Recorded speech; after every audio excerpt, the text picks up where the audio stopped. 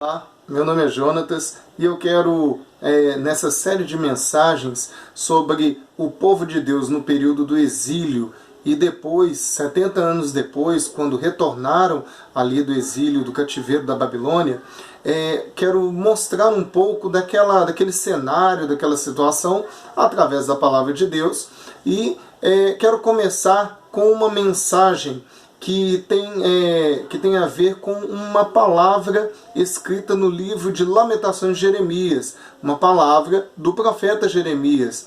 E esta primeira mensagem, ela vai ter como tema a esperança em meio à desolação.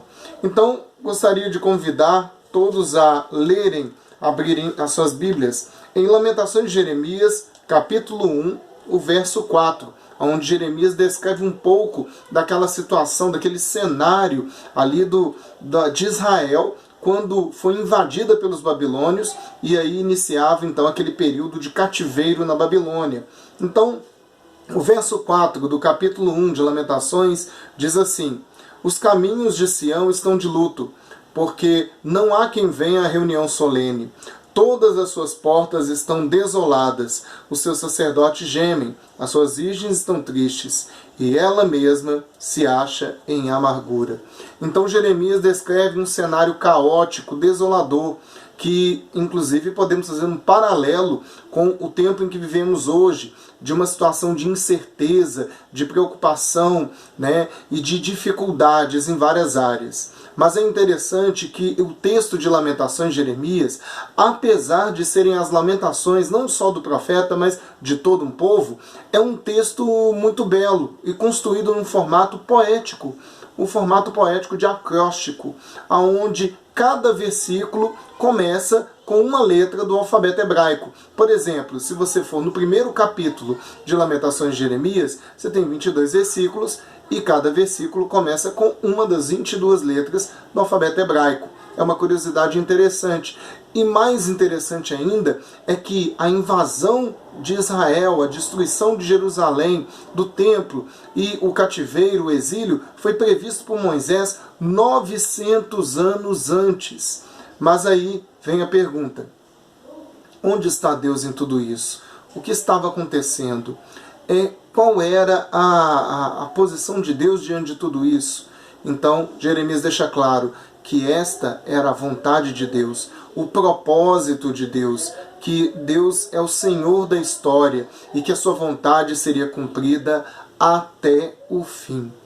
E aí, quando vamos em Lamentações de Jeremias, no capítulo 3, nós podemos entender ainda melhor os propósitos de Deus. E podemos entender que há uma saída para toda aquela situação caótica. No verso 21, a partir do verso 21 do capítulo 3, aqui em Lamentações de Jeremias, está escrito: quero trazer à memória o que me pode dar esperança. As misericórdias do Senhor são a causa de não sermos consumidos, porque as suas misericórdias não têm fim, renovam-se cada manhã. Grande é a tua fidelidade. A minha porção é o Senhor, diz a minha alma, portanto, esperarei nele. Que nós possamos, e aí já vou encerrando, possamos nos apoiar no Senhor e lembrar que o sofrimento ele tem fim, que as dificuldades podem ter uma solução, que é propósito de Deus muitas vezes que hajam lutas, mas que é propósito de Deus também o consolo e o socorro. Então eu preciso trazer à memória aquilo que me dá esperança. E o que me dá esperança é a fidelidade do Senhor em nossas vidas. Porque Deus é um Deus que não deixa desamparado o seu Filho, que não deixa que fiquemos ali sem resposta. Deus ele está nos ouvindo, mas é necessário que busquemos a Ele. Porque é pela sua misericórdia que vivemos, senão já seríamos consumidos. Então lembremos que apesar de vermos um cenário de desolação, temos um Deus que é a consolação.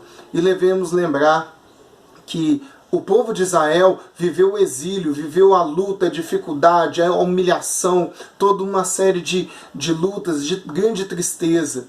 Mas isso teve um fim. E teve um fim que foi condicionado, que foi orquestrado pelo próprio Deus. 70 anos depois, o exílio teve um fim e Deus restaurou Israel. E como isso aconteceu? Como foi que a mão poderosa de Deus agiu no meio do povo dele naquele tempo? É o que veremos na próxima mensagem. Então convido vocês a lerem Lamentações de Jeremias e posteriormente nós vamos seguir nessa série de mensagens. Coloque a sua fé no Senhor. É o fundamento da nossa fé.